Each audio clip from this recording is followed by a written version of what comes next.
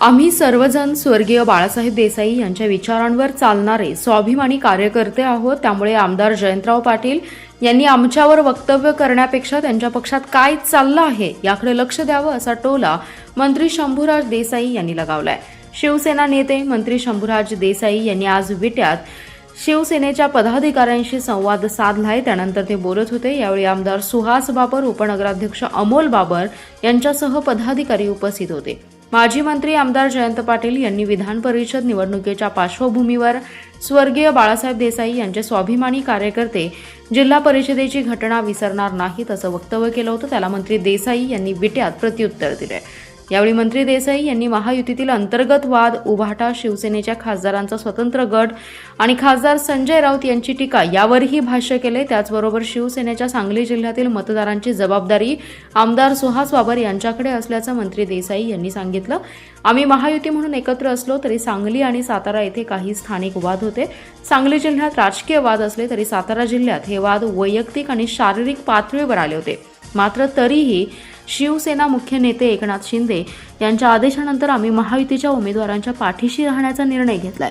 मुख्यमंत्री देवेंद्र फडणवीस आणि उपमुख्यमंत्री एकनाथ शिंदे यांनी सांगली जिल्ह्यासाठी आमदार सुहास बाबर यांच्याकडे जबाबदारी दिली होती। मंत्री म्हणून मी दोन्ही जिल्ह्यातील कार्यकर्त्यांना न्याय देण्याचा प्रयत्न करतो।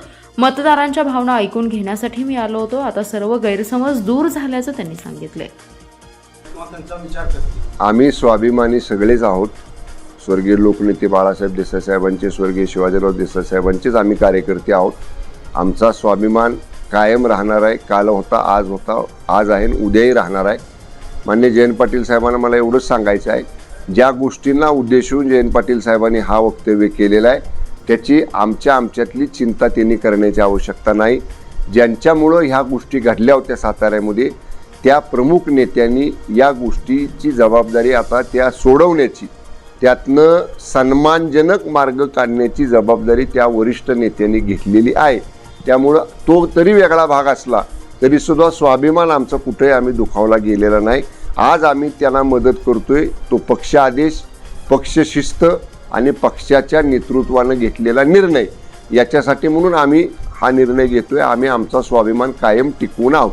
आमच्या स्वाभिमानाबाबतीत सन्माननीय माजी मंत्री महोदय जयंत पाटील साहेबांनी चिंता करण्याची गरज नाही।